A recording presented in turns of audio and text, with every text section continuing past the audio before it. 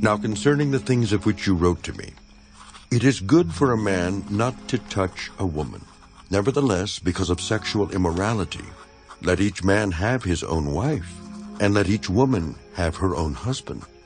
Let the husband render to his wife the affection due her, and likewise also the wife to her husband.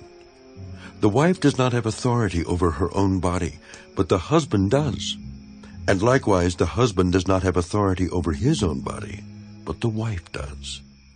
Do not deprive one another except with consent for a time, that you may give yourselves to fasting and prayer, and come together again so that Satan does not tempt you because of your lack of self-control. But I say this as a concession, not as a commandment. For I wish that all men were even as I myself. But each one has his own gift from God, one in this manner and another in that. But I say to the unmarried and to the widows, it is good for them if they remain even as I am. But if they cannot exercise self-control, let them marry. For it is better to marry than to burn with passion. Now to the married I command, yet not I, but the Lord, a wife is not to depart from her husband. But even if she does depart, let her remain unmarried or be reconciled to her husband. And a husband is not to divorce his wife. But to the rest, I, not the Lord, say, if any brother has a wife who does not believe, and she is willing to live with him, let him not divorce her. And a woman who has a husband who does not believe, if he is willing to live with her, let her not divorce him. For the unbelieving husband is sanctified by the wife, and the unbelieving wife is sanctified by the husband. Otherwise your children would be unclean, but now they are holy. But if the unbeliever departs, let him depart. A brother or a sister is not under bondage in such cases. But God has called us to peace. For how do you know, O wife, whether you will save your husband? Or how do you know, O husband, whether you will save your wife?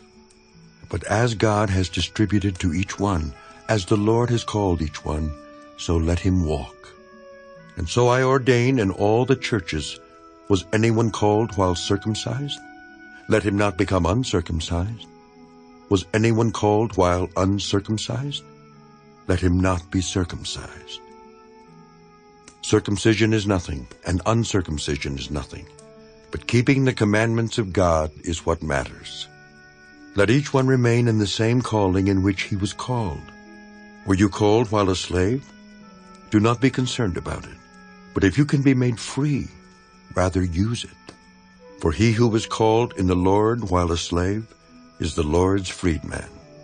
Likewise, he who is called while free is Christ's slave.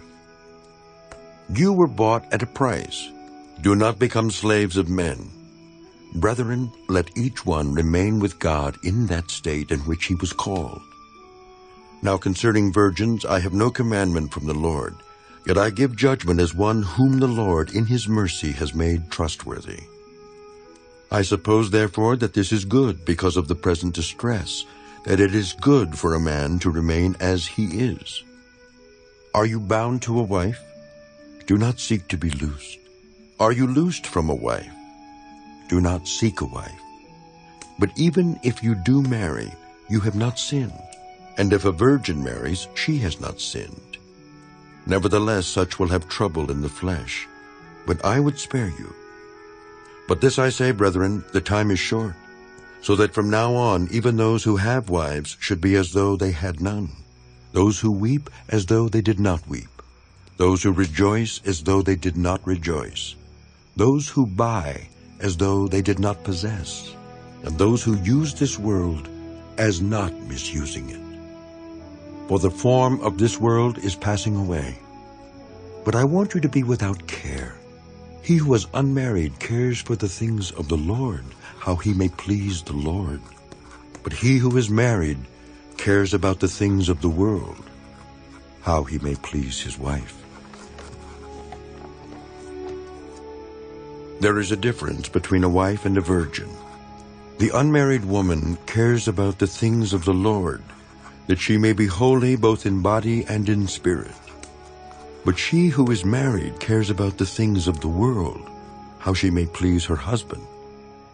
And this I say for your own profit, not that I may put a leash on you, but for what is proper, and that you may serve the Lord without distraction.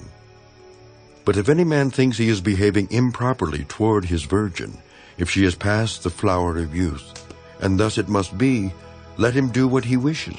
He does not sin. Let them marry. Nevertheless, he who stands steadfast in his heart, having no necessity, but has power over his own will, and is so determined in his heart that he will keep his virgin, does well. So then he who gives her in marriage does well, but he who does not give her in marriage does better. A wife is bound by law as long as her husband lives. But if her husband dies, she is at liberty to be married to whom she wishes, only in the Lord. But she is happier if she remains as she is, according to my judgment. And I think I also have the Spirit of God.